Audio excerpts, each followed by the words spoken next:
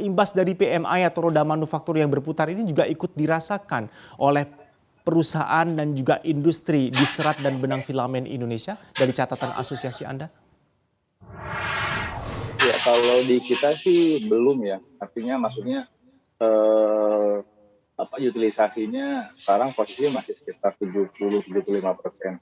Jadi masih ada beberapa yang belum terutilize gitu ya. Karena memang kondisinya belum memungkinkan gitu. Sisi ekspornya juga belum memungkinkan, domestik itu belum memungkinkan. Jadi kalau PMI di sektor lain mungkin bagus, tapi kalau di sektor kami di hulu termasuk juga di hilirnya, di tekstil di hilirnya juga kondisinya masih belum baik. Baik, kondisinya masih belum baik. Apa sih Mas penekan utama tentu saja selain masalah faktor pandemi ini bagi perusahaan-perusahaan di bawah bendera Asosiasi Produsen Serat dan Benang Filamen Indonesia. Bahkan PMI manufaktur kita sudah melesat tinggi pun imbasnya belum tentu bisa langsung dirasakan. Mungkin akan takes time juga untuk lini bisnis Anda bisa ikut merasakan imbasnya. Jadi sebetulnya kalau kinerja kami itu akan tergantung sama kinerja industri yang di hilirnya ya. Dalam hal ini industri pembuatan benang, pembuatan kain sampai industri garment. Kalau industri yang di hilir kami belum menunjukkan perbaikan, imbasnya ke kami pun akan sama, akan menunjukkan perbaikan. Kalau di hilir termasuk juga di kita, kalau dari sisi ekspor memang di di kuartal 1 kan secara pertumbuhan kita minusnya 13% ya. Dari sisi ekspor memang masih ada, dari sisi marketnya, demand-nya juga masih belum normal, belum pulih. Di sisi lain juga kita ada kendala dengan logistik ya. Dalam hal ini biaya logistiknya, biaya shipment-nya juga masih sangat mahal. Terus juga kontainer juga masih jadi sedikit hambatan. Jadi bahkan untuk biaya freight cost-nya naik hampir lebih dari 3 kali lipat.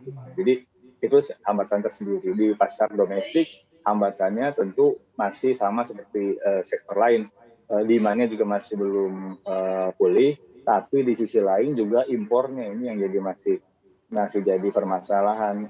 Kalau di kuartal 1 sebetulnya lokalnya cukup oke ya, cukup sedikit lebih baik, tapi itu hanya di 2 bulan pertama. Dan begitu memasuki Maret sampai sekarang, barang-barang impor ini juga masih jadi permasalahan.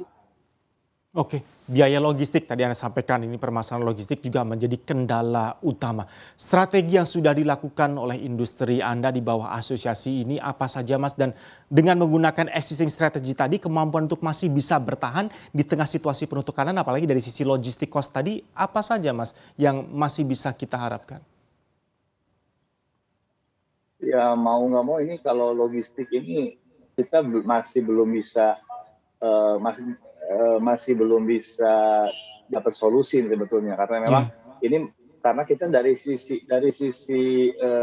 geografis itu kan paling jauh nih Mas, kalau kita ngomong ekspor ya, dari sisi Ya. geografis kita paling jauh ke pasar tradisional, ke Jepang, ke Eropa, ke Amerika tuh, dan dibanding dengan negara lain kita posisinya paling jauh gitu. Jadi memang biaya logistiknya juga pasti akan lebih mahal. Nah, kalau saya kira baiknya sih ada intervensi pemerintah nih di biaya logistik ini. Plus juga kita industri kita sangat tergantung sama perusahaan-perusahaan logistik asing. Jadi kita kan nggak punya perusahaan shipment sendiri gitu. Ini juga jadi permasalahan lain. Install aplikasi kami CNBC Indonesia di Google Play Store dan App Store untuk mengikuti perkembangan terkini berita bisnis dan ekonomi.